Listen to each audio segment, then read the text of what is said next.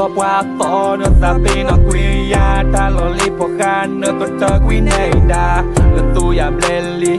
nó tu ya bleli nó pa ma nó ta đi tu đón nó tự ti nhà lời ya qua đi ya mi ho mẹ chỉ lo là suy na kê tụi mình nó ta cần nhau lời ya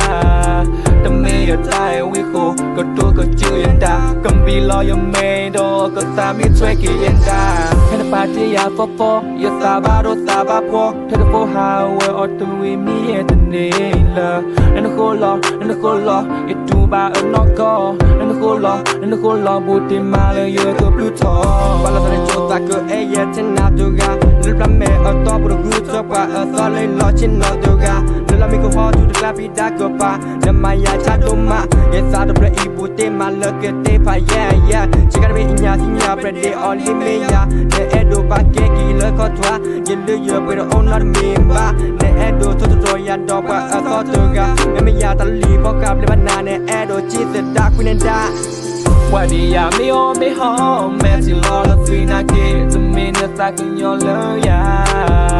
tụi mình ở đây we go có tu có chữ yên đa cầm vi lo ya mê đồ có ta mi chơi kỳ yên đa mẹ đã party ya po ya ta ba do ta ba po thế là phố how ở tụi mình mi ở tụi mình là nó khô lo ít tu ba ở nó có nó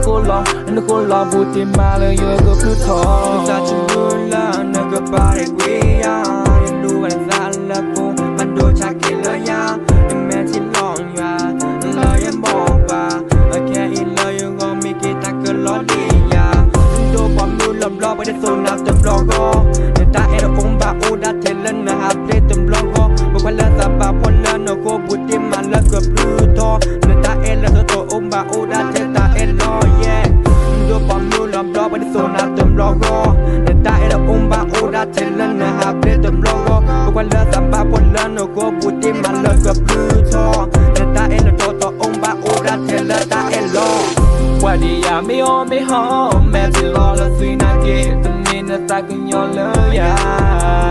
tụi mình ở đây we go có tu có chữ yên đa cầm bi lo ya mê đồ có ta mi chơi kỳ yên đa mẹ đã party ya po ya ta ba do ta ba po thế là phố how ở tụi mình mi ở tụi mình là nó khô lo ít tu ba ở nó có nó khô lo bút tim mà lời yêu có cứ thọ